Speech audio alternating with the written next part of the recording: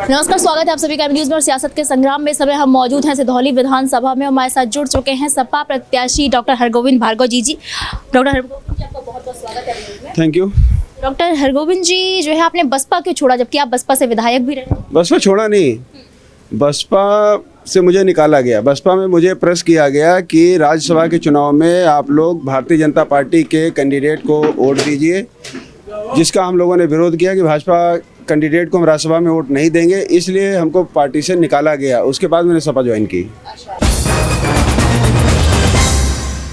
आप जिस विधानसभा से लड़ रहे हैं, अक्सर आपकी टक्कर जो है मनीष रावत से रहती है, क्योंकि जो है पिछली बार आपने उनको हराया, उसका 2012 में भी उन्होंने आपको हराया था, मतलब अक्सर रहती है। इस बार भी फिर लोग कह रहे हैं कि टक्कर आप दोनों की ही है। वो भाजपा में चले गए हैं और समाजवादी पार्टी में है, तो किससे टक्कर कोई टक्कर में है ही नहीं। आपकी टक्कर में कोई नहीं? किसको हम माने, लड़ाई में कोई है ही नहीं। कोई 40,000 50,000 का आंकड़ा पार नहीं कर रहा है। अच्छा, तो आपको कितने से दावा कर रहे हैं कि आप इतने से जीतेंगे? अब हमको तो 1 लाख से कम वोट नहीं मिलेगा। 1 लाख से कम वोट नहीं मिलेगा। चलिए, बहुत अच्छी बात है, बहुत बड़ी बात है। ये बताइए कि इस विधानसभा में, सिधौली विधानसभा में आप विधायक भी रहे हैं, और अब तक आपने क्या करवाया है, और अब आपको आगे की सबसे बड़ी समस्या इस विधानसभा की क्या लग रही है? फिलहाल 2 बड़े पुल बनवाए। सिधौली में फायर स्टेशन नहीं था, वो 4.5 करोड़ की लागत से फायर स्टेशन बनवाया। अभी कोरोना काल में अपने चारों CSC को मैंने ऑक्सीजन कंसंट्रेटर दिया, सिलेंडर दिए ऑक्सीजन के। और सड़कें तो अनगिनत बनवाई होंगी, हमको 300-350 सड़कें बनवाई। और उसके अलावा बहुत काम ऐसे किए हैं जो अभी फ़िलहाल याद नहीं है, लेकिन तहसील परिसर भी मैंने बनवाया। तो या तो आप पहले से बता देती तो मैं लिख के रखता या ढूंढ के रखता कि नहीं, कोई बात नहीं। जितना आपको याद है, आपको अपने कार्य जितने याद है, उतनी ही बहुत अच्छी बात है। और ये बताइए कि 2 सबसे बड़ी समस्या यहाँ की कौन सी लगती है आपको? सबसे बड़ी समस्या हमारे यहाँ पे एक कन्या डिग्री कॉलेज की लगती है, जो हमारे अटरिया क्षेत्र में बनना चाहिए, और एक इंटर कॉलेज हमारे गोंदलामऊ ब्लॉक में बनना चाहिए। 2 बड़ी समस्याएं हैं।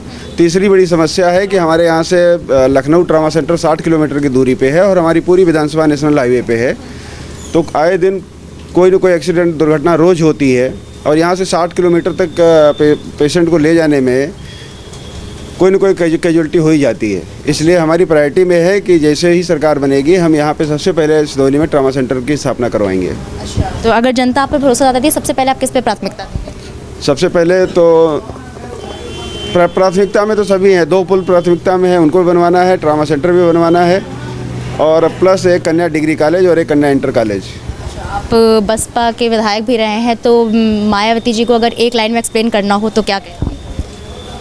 अब उसमें तो हम यही कहेंगे कि एक लाइन में मिशन से भटकी हुई हैं बस। मिशन से भटकी हुई हैं। और अखिलेश, वो आजकल अम्बेडकरवाद की भावना को जो है लेके आगे बढ़ रहे हैं। उन्होंने अम्बेडकर वाहिनी का भी, एक लाइन अम्बेडकर वाहिनी का एक फ्रंटल गठन भी किया है उन्होंने। और हम ये चाहते हैं कि अपने लिए एक लाइन हम क्या बताएं, हमारे लिए तो एक लाइन जनता बताएगी। अपने लिए वही तो सबसे मुश्किल, अपने आप को एक्सप्लेन करना होता है, तो अपने लिए एक लाइन क्या होगा? अब अपने लिए तो एक ही लाइन में ये कहना चाहेंगे कि हमसे ज़्यादा सरल, सुलभ और हर वक्त मिलने वाला, हर वक्त फ़ोन पे उपलब्ध होने वाला, आम जनता के बीच में रहने वाला, इससे सरल कोई भी प्रत्याशी। मोदी जी को एक लाइन, मोदी जी की तो बात मत करिए। एक लाइन में कोई बात नहीं करूँगा। मोदी जी ने तो सब बेच डाला। एक लाइन में बोल रहा है। बोल दिया ना, मोदी जी ने कुछ रखा ही नहीं, बनाया कुछ नहीं, बेच सब डाला, बस इतना ही कहूँगा। अच्छा, सब कुछ बेच डाला है। चलिए, बहुत बहुत धन्यवाद हमारे साथ जुड़ने के लिए। और आपने देखा, उन्होंने दावा किया है कि एक उनके टक्कर में कोई नहीं है इस मैदान पर, और 1 लाख से अधिक वोटों से जीतने का दावा किया है। अब 10 मार्च को क्या परिणाम आएंगे, ये तो आने वाला वक्त बताएगा। फिलहाल लगातार आप एम न्यूज़ के साथ जुड़े रहिए। सवाल सत्ता से पूछिए, विपक्ष से नहीं, क्योंकि विपक्ष से सवाल तो सब पूछते हैं, लेकिन सत्ता से सवाल पूछते हैं सिर्फ हम।